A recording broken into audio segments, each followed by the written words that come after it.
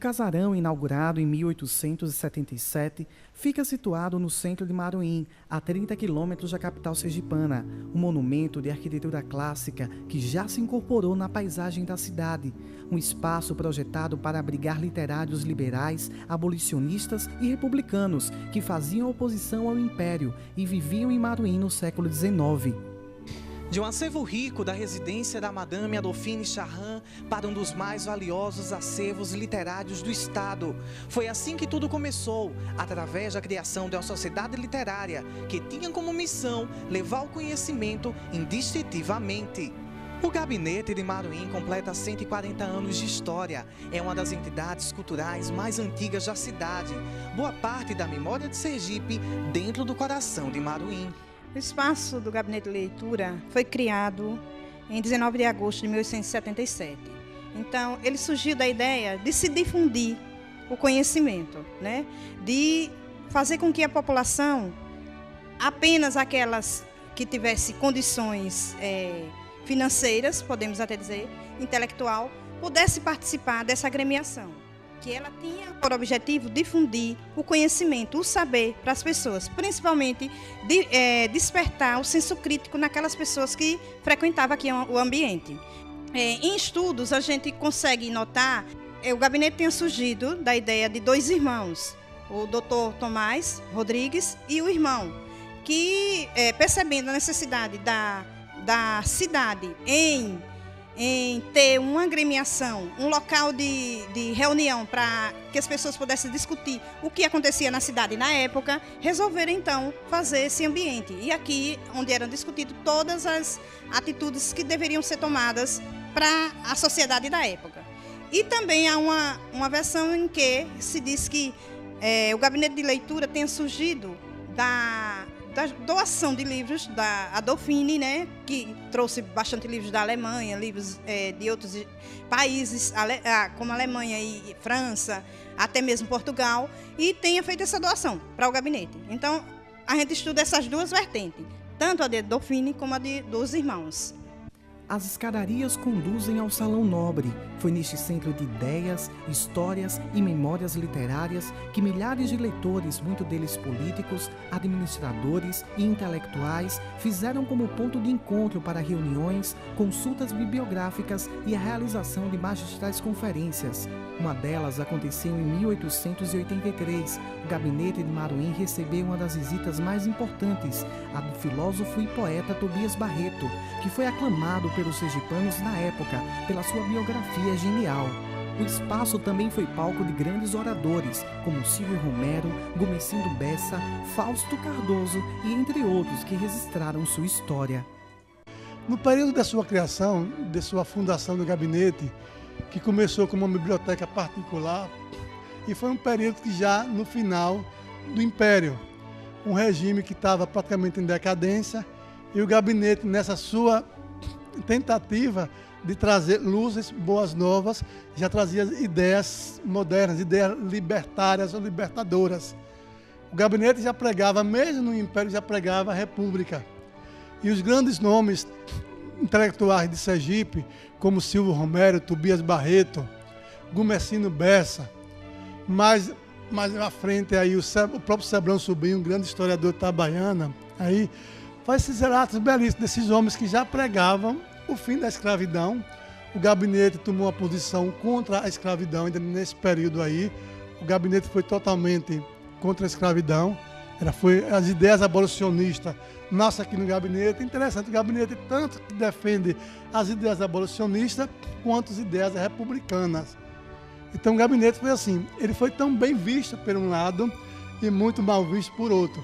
A própria igreja na época, não vamos cometer anacronismo, mas a igreja na época proibia seus fiéis a visitar o gabinete e chegou até a publicar uma relação de livros que os fiéis católicos não poderiam ler esses livros, que era chamada de leituras proibidas.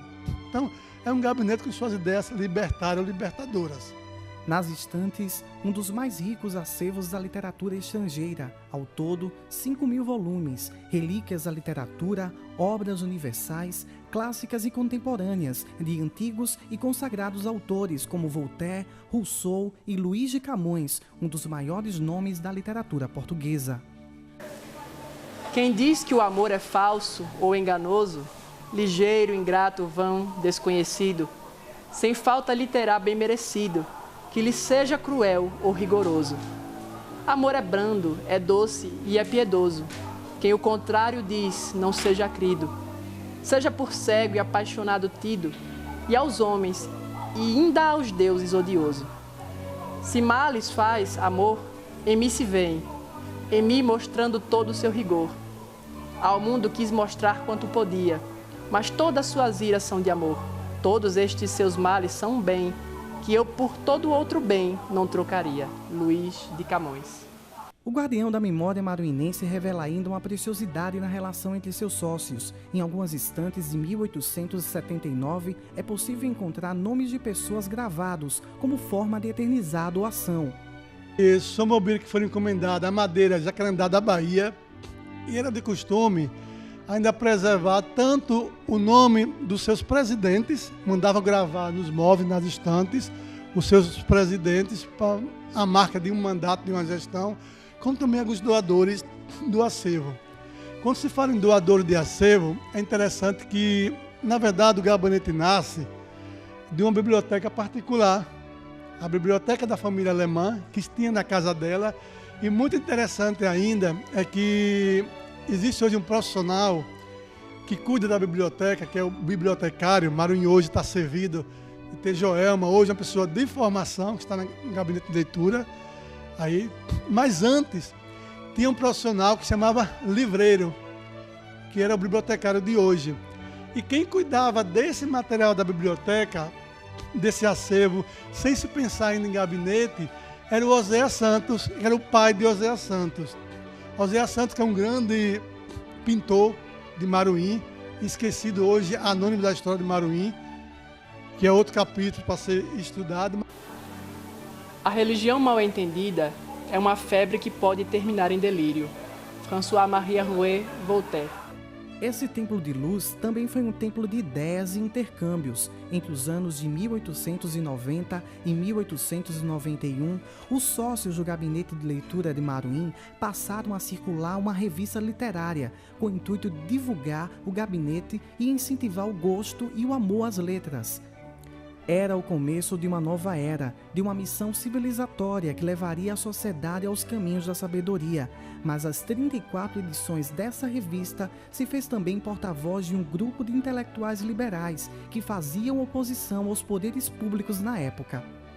Essa revista ela nasceu com essas ideias de levar essas ideias liberais,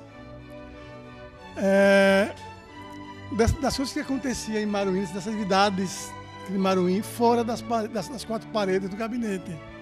Então a revista nasce com essa proposta de difundir essas ideias e levar conhecimento além de dentro do gabinete. Então foi uma revista importante, teve uma circulação muito pouca, foi praticamente 8 meses, de 1890 a 91, praticamente era logo o início da implantação da República. A República nasce em 1889, o ano seguinte a revista nasce com essa proposta de fortalecer as ideias republicanas. O principal objetivo da revista foi essa, porque precisaria, num curto de tempo, um tempo curto de tempo, era propagar essas ideias republicanas. A revista serviu para isso e cumpriu um bom papel no que foi feita para ser desempenhado. A natureza nunca nos engana. Somos sempre nós que nos enganamos. Jean-Jacques Rousseau.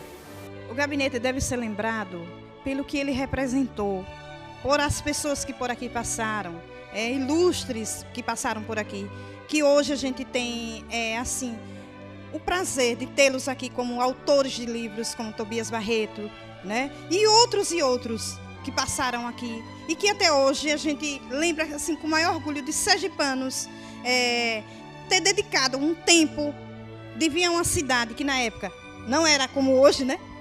mas era uma cidade que tinha uma cultura bastante elevada e elevou Maruim, principalmente na parte cultural do conhecimento. Bem, o gabinete ele é importante por causa que existem muitos livros, que a gente vem aqui para procurar saber mais. Os professores explicam, né? A gente vem aqui, tem muitos livros e ele não pode ser esquecido pela sociedade.